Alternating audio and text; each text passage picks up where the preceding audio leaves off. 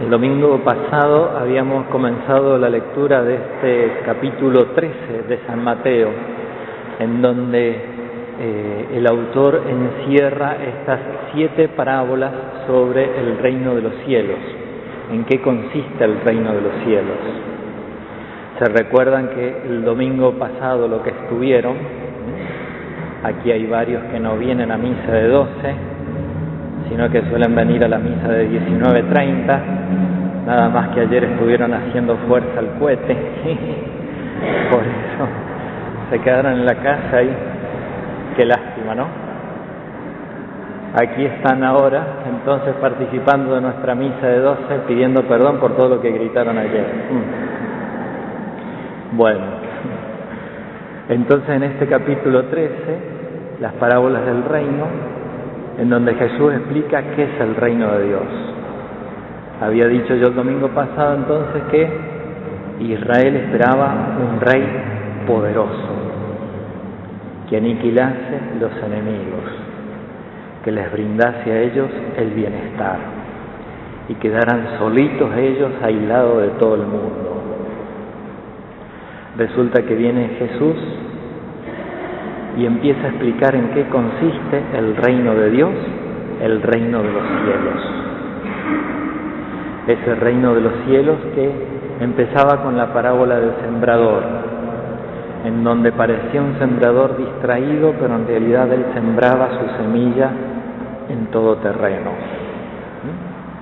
al borde del camino, sobre piedras, sobre espinas, sobre buen terreno, y aún sobre buen terreno una diferencia notable de producción, de cosecha.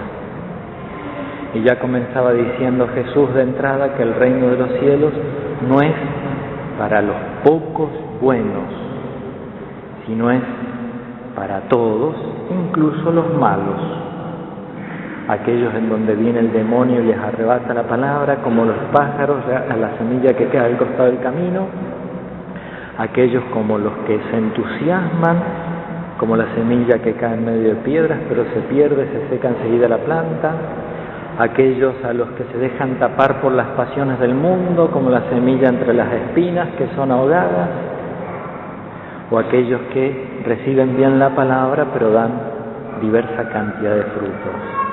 La palabra y el reino es para todos. Ese reino que es para todos tiene estas otras condiciones. Ahora parece que tengo competencia, así que voy a tratar de hablar más fuerte. Este reino tiene otras condiciones que tienen que ver con la sencillez y con la pequeñez, no con el poder y la fuerza. Es como un grano de mostaza, que es la más pequeña de las semillas, pero crece, crece, crece, crece y crece, hasta volverse uno de los más grandes arbustos, al punto de que los pájaros van a cobijarse en esas ramas. Y el reino de los cielos es como la levadura, un poquito en medio de un montón de masa, pero la hace fermentar, la leuda, la eleva, la agranda. Bueno, desde esa pequeñez comienza a trabajar el reino de los cielos, así, en la sencillez y en la pequeñez. A donde ha entrado el reino de los cielos, ahí tiene que elevarse el mundo y los hombres.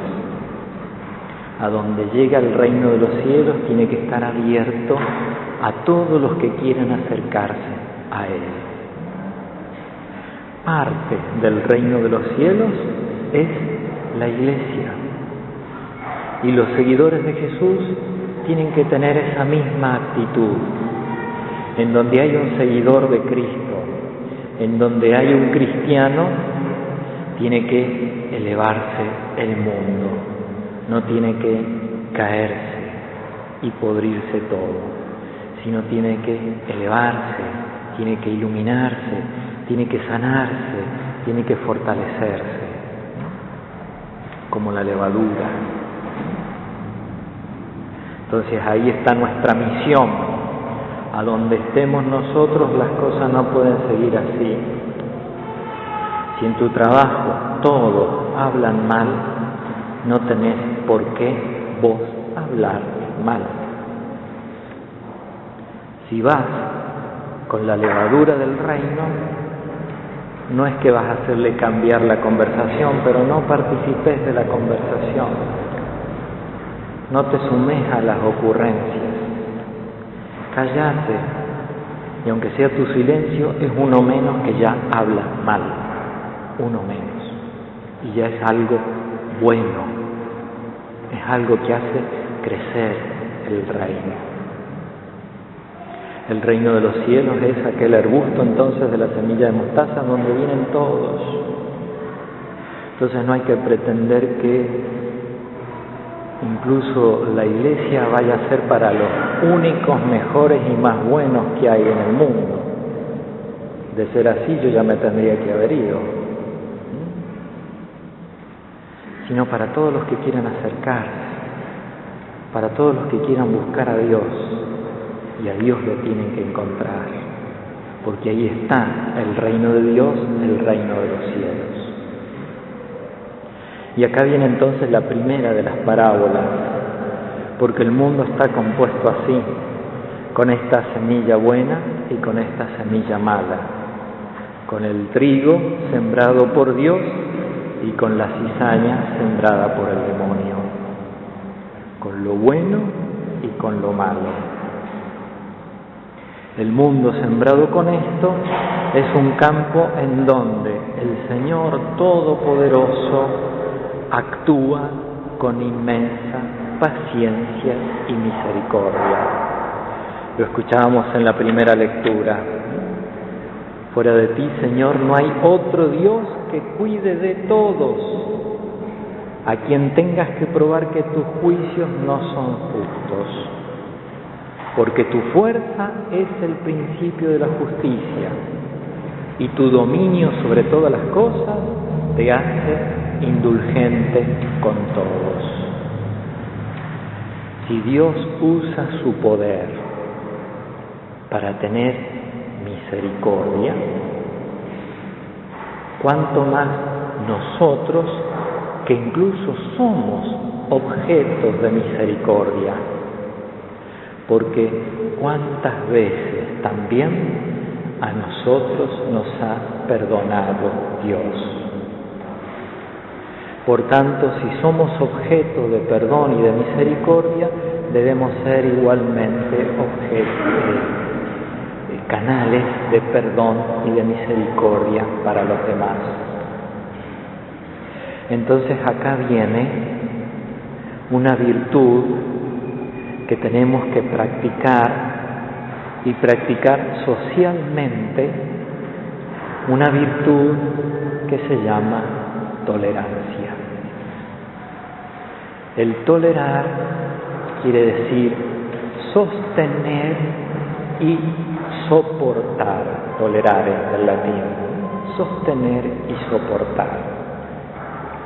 Nosotros tenemos que sostener un mundo adverso a Dios. Y lo va a sostener nuestra tolerancia. No podemos dejar caer a la humanidad.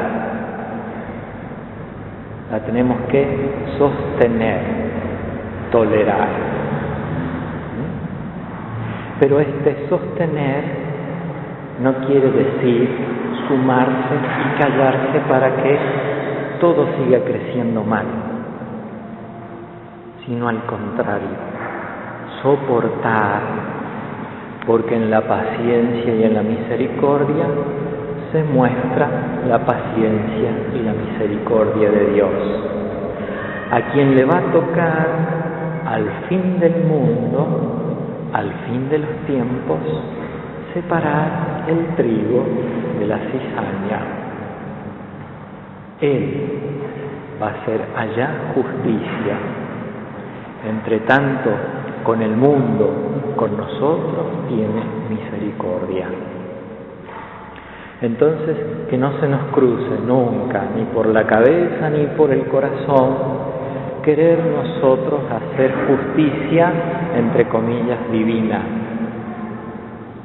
Porque al contrario, ahí estamos pecando. ¿Cuántos quisiésemos desterrar ya del mundo todos los males y a todos los malos? Pero Dios no hace eso. Dios no hace eso. Dios espera que crezcan juntos el trigo y la cizaña, y a su tiempo, cuando haya que cosechar, se va a separar. Se va a separar. Entonces nosotros a sostener y a soportar. Ante un grito fuerte no se puede gritar más fuerte, porque gritando más fuerte uno ya engendra violencia. Entonces, ante un grito fuerte, que tu silencio, no cómplice, porque no se calla y se inactiva, sino que te callás pero actuás, y actuás bien, haga de fermento en la masa. Soportar, tolerar, sostener, porque eso hace Dios con nosotros. Se nos viene ahora el tema del aborto. Entonces, tenemos que estar preparados nosotros. Ya ha salido una encuesta en la cual están preguntando por internet, en la televisión pública, cuál es la opinión sobre el aborto. Bueno, entren y voten no. Si están convencidos del no, entren y voten el no, que tendría que ser lo cristiano, sí a la vida. Pero los debates que vayan a haber, o lo que tengas que defender donde estés, hacelo con paciencia, hacelo con convicción y mostrar tu amor a la vida y no tu bronca por los que no se dan cuenta del valor de la vida. Vas a hacer más bien mostrando tu amor a la vida en la imitación de la paciencia y de la misericordia de Dios que rechazando, oponiéndote, violentando. Así no es el reino de Dios.